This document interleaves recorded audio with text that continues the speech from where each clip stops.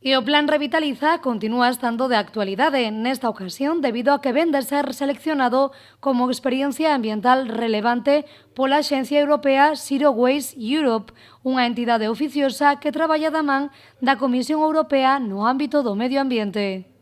O sea, a experiencia de todo ese ámbito ambiental, o sea, enorme, variado, seleccionada, a única seleccionada do Estado español, foi o Plan Revitaliza da Diputación de Pontevedra.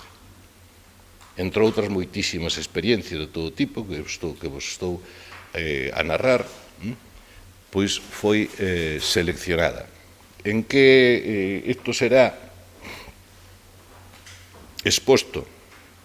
Os seguintes pasos van ser expoñelo diante da Comisión de Medio Ambiente da Comisión Europea, Co recoñecemento da Axencia Zero Waste Europe, un movimento que une municipios europeos e establece relacións con organizacións sen ánimo de lucro, como Amigos da Terra, a proxección do Plan Revitaliza pasa a ser internacional.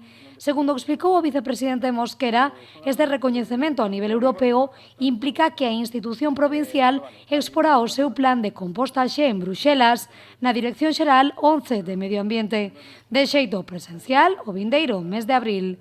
O nacionalista asegurou que o feito de que o plan teña sido seleccionado é unha noticia máis que positiva para a Deputación de Pontevedra e tamén para esta iniciativa.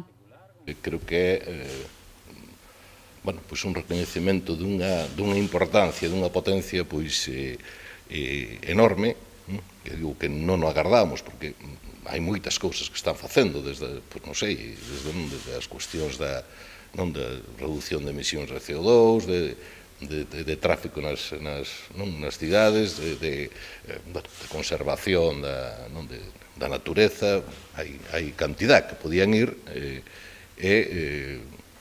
creo que con certo debate, sempre, non? Que aí, pois, ao final, seleccionaron o Plan Revitaliza da Diputación de Pontevedra.